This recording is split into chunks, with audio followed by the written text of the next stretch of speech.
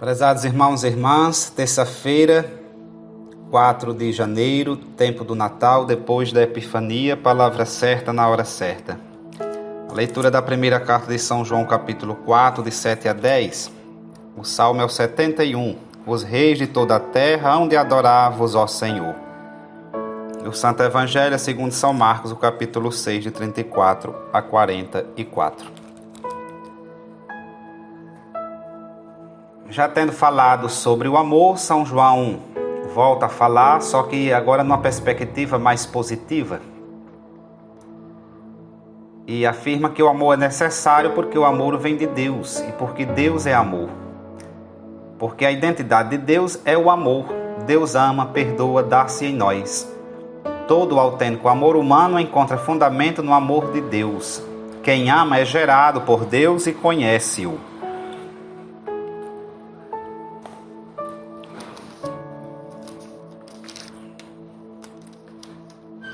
Esse trecho faz uma exortação a viver o amor para com o irmão, certos de que tudo vem de Deus.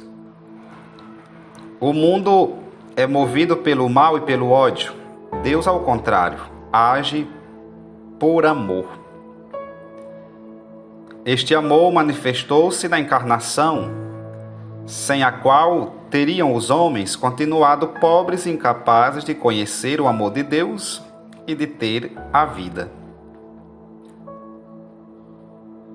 O cristão é então um homem que ama, porque nasceu de Deus, está em comunhão com Ele e dá testemunho de seu amor.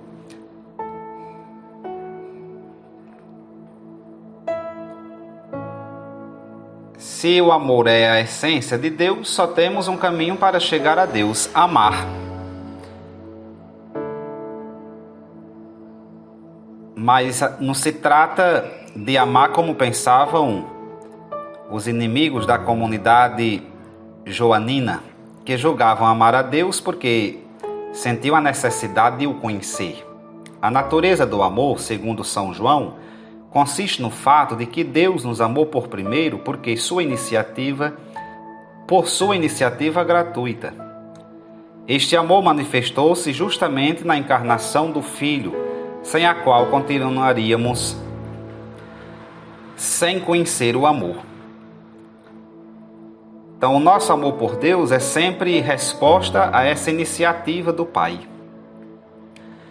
O amor do cristão para com os irmãos, que chega ao heroísmo de perdoar e fazer o bem, mesmo àqueles que nos fazem mal, a ponto de dar por eles a vida como fez Jesus por nós, não pode provir da natureza humana, repleta de egoísmo, que tende à afirmação do próprio eu e à defesa dos próprios direitos.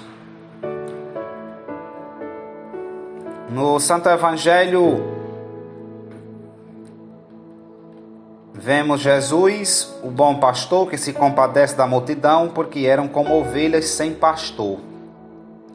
Como o novo Moisés, instrui aqueles que o rodeiam, ou seja, a comunidade cristã, com a sua palavra, a palavra de Deus, e alimenta multiplicando o pão e os peixes, a Eucaristia.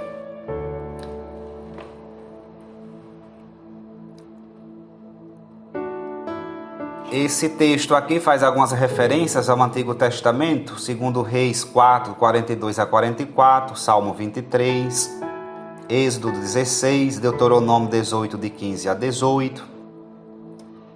E aqui vemos claramente que Jesus cumpre as promessas do Antigo Testamento, mas de uma forma bem superior, porque ele as supera. Ele conduz seu rebanho para as verdes pastagens e o alimenta. Por isso são muitos os relatos de refeições nos evangelhos. Esta cena descrita tem como pano de fundo a Assembleia dos Filhos de Israel no deserto e a celebração eucarística dos primeiros discípulos de Jesus. O lugar deserto, a erva verde, as pessoas sentadas em pequenos grupos, Depois o erguer dos olhos para o céu, a bênção, a fração do pão, a distribuição do pão com a ajuda dos discípulos. Então, os 5.000 homens comeram, ficaram saciados e ainda sobraram 12 cestos com os bocados de pão e os restos de peixe. Nada se deve perder da mesa de Cristo. O que mais espanta os discípulos não é tanto o poder de fazer milagres do Mestre, mas, sobretudo, o poder de dar aos homens o necessário para viver em cada dia. Com este evangelho aprendemos a ternura e a generosidade de Jesus. O Senhor comove-se diante da multidão que o seguiu, porque eram como ovelhas sem pastor, e dá-lhes o pão da sua palavra. Começou então a ensinar-lhes muitas coisas, e o pão material que é, acima de tudo, prefiguração da sua vontade em nos alimentar com o seu corpo e o seu sangue. O verdadeiro pão é Ele. Aqui estamos perante o novo milagre do maná, feito por Jesus, o novo Moisés, revelador, escatológico e mediador dos sinais de Deus, no novo Êxodo. É o símbolo da Eucaristia, verdadeiro alimento do povo de Deus. É preciso comer o pão vivo descido do céu para ter a vida e entrar em comunhão íntima com Jesus. Cuidemos em valorizar mais a nossa busca de Deus pela única via mais segura, que é o amor, e comungar de Deus, que se dá por inteiro na Eucaristia. Valorizemos esse grande presente de Deus, que sustenta o primeiro presente, que é a vida. Mas uma vida sem sustento é uma vida morta. Então, para que a vida não morra, Deus sustenta a vida.